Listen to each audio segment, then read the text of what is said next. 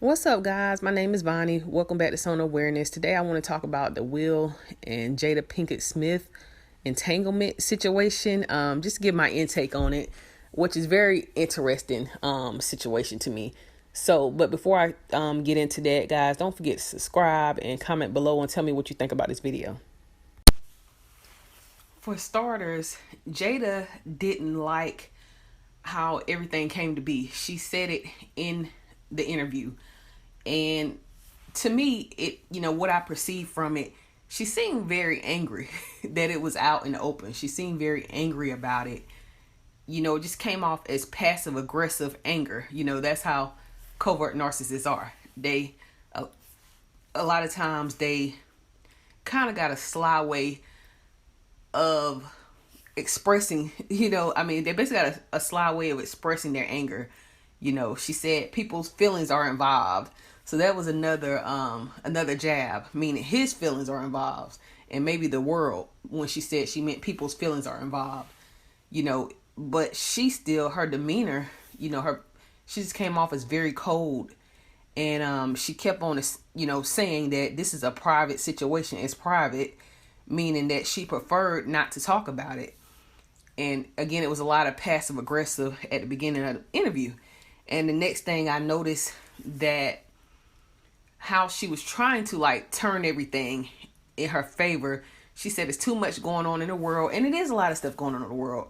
You look at the news, it's a lot of stuff going on in this country in particular, relating to police brutality, racism, and just so many other things. So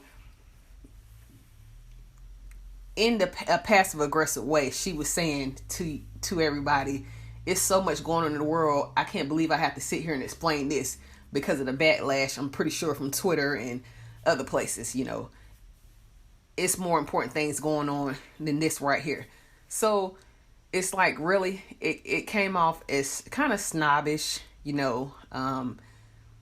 really want to confront the situation. And she kept on saying it's a personal journey. It's a personal journey. So that gave me the hint that she didn't want to be there. She didn't feel like she needed to be there. It's just, she kind of expressed it just came off as a sense of entitlement to me. So I don't know about you guys, but to me, her anger really showed at the beginning. And Will had to kind of bring her out of that. He's very good. He knows her very well. That's his wife. So you can tell how he had to bring her out of that, because he had asked her, so what happened?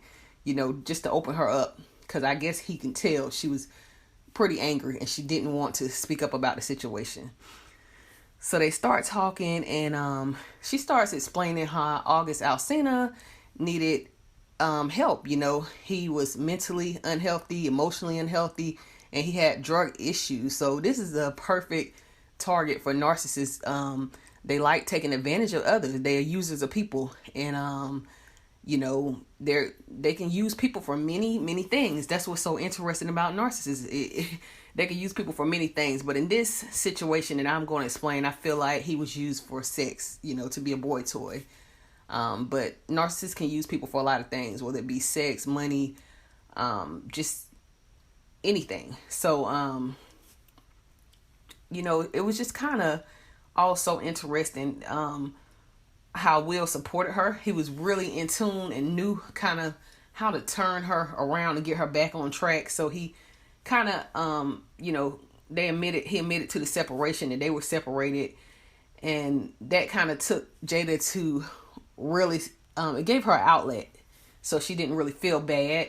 But she wasn't feeling bad, in my opinion anyway. She didn't seem to really have any remorse, and the interview felt very well calculated. It just felt like everything was so calculated. I'm gonna get into that in a minute, but he said, I thought we were over, but she said, no, we were over. We were over to really deflect the blame. Really, it was really slick and covert. That's one thing about covert narcissists. They are so slick that you can really miss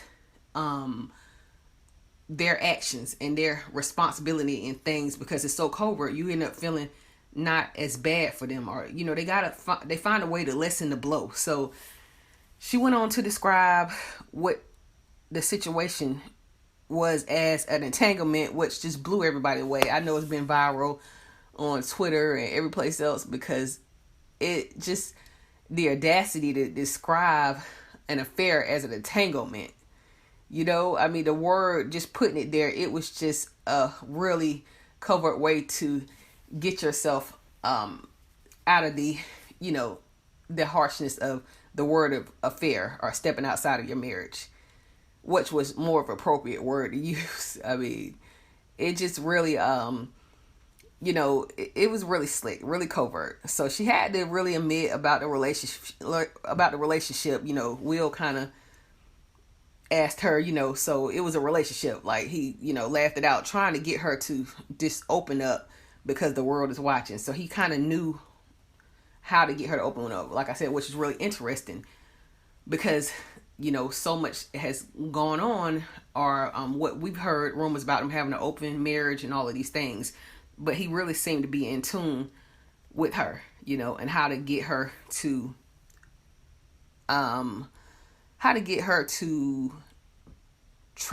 to lessen the blow, but also he kind of helped her, you know. So it kind of makes you wonder, is he a codependent or is he a narcissist himself, you know, because it was very well calculated.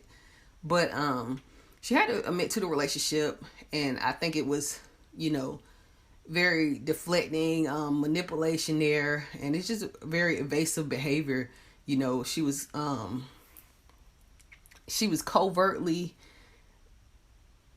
demanding empathy, really, saying, you know, we were separated, you know, like almost like that's okay. When a lot of people believe that if you're married, you know, if you're separated, you're still married. Until that divorce is signed, you're still married, because, you know, you can end up working it out with your spouse. So that's why a lot of people don't believe in stepping outside of your marriage. And especially if your marriage is Bible based, or, you know, you were taught to be faithful, committed, and, you know, not to step outside your marriage or commit adultery. So that's where a lot of people in our society are switching sides on. Some single people that are unmarried have very interesting opinions about married people, you know, saying that I've heard that married people seem to, you know, marriage is not perfect, or they try to make it seem perfect.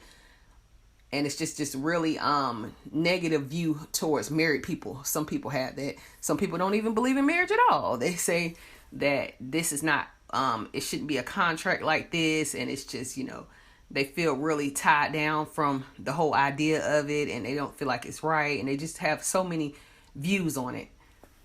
And then you have other people that do believe in marriage, the whole idea of marriage, and with the very Bible-based ideology. So it's just very interesting to see this stuff going on, opening up, and all these different ideas that people have about it.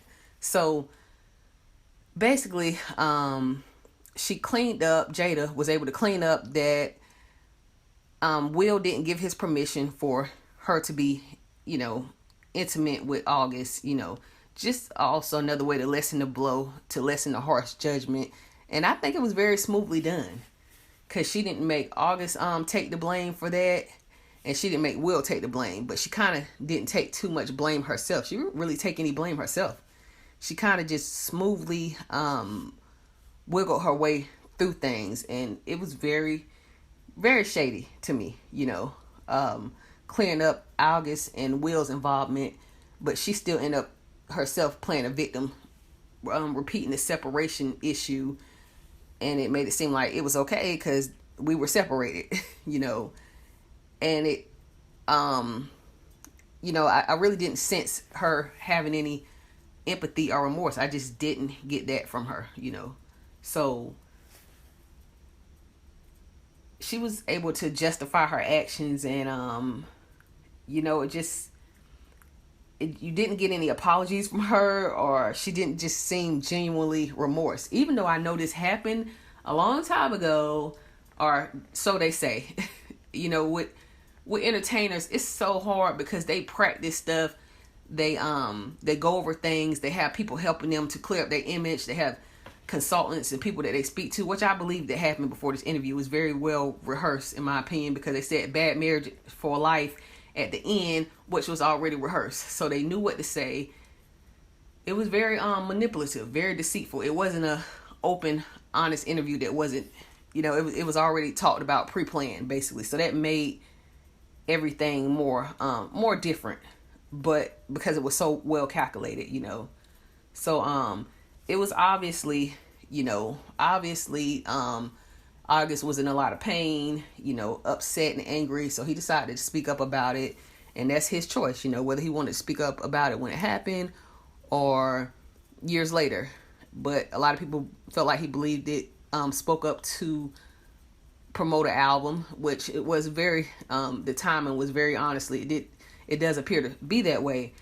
So whatever his reasons for, he has to deal with that. They all have to deal with their own parts in it, whatever the case is. So obviously she wasn't leaving her marriage situation. She has status, money, security, and it comes off as if August was used for sex from her.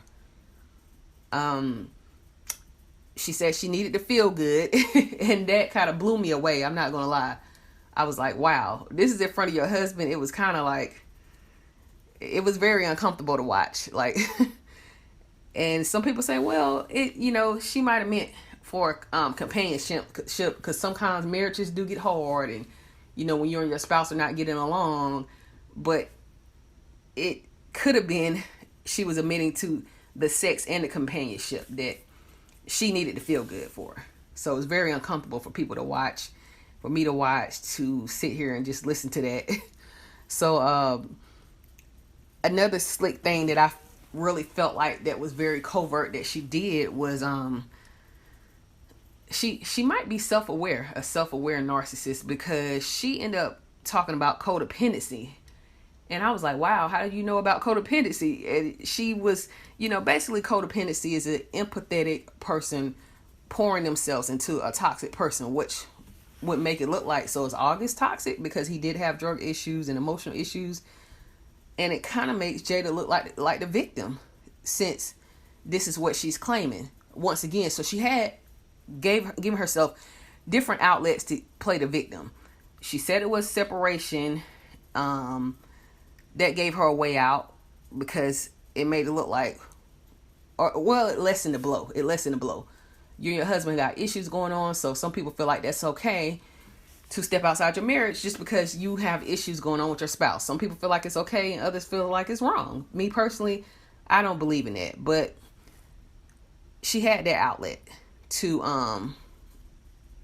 say that that's what happened. She was given different outlets, like couples have issues, so you can miss covert narcissists just because it's so covert narcissism, just because it's so calculated, it's very deceitful, and again about just to touch on codependency a bit, I always think about codependency. Codependents, they need to be needed, they need to be needed, and most of them attract themselves to narcissists. They're like magnets.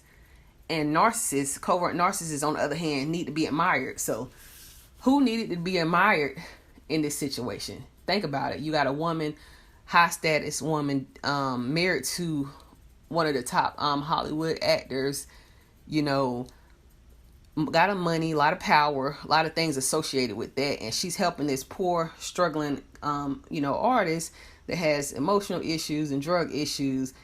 And you get a lot of admiration and attention from that. So this would make it look like, see why you can't help people out anymore? Because they'll turn and stab you in the back. So I was taken advantage of. So it gave her another cutout to be the victim once again. So the end game for the female covert narcissist, as it relates to Will and Jada, is the female narcissist wants to lessen the blow, and she wants to be the victim, guys. So yeah, tell me, guys, what you think. Thank you so much for tuning in, and if you enjoyed this content, hit the subscribe button, guys. Join us and comment below. Tell me what you think about this video, and I will talk to you guys later.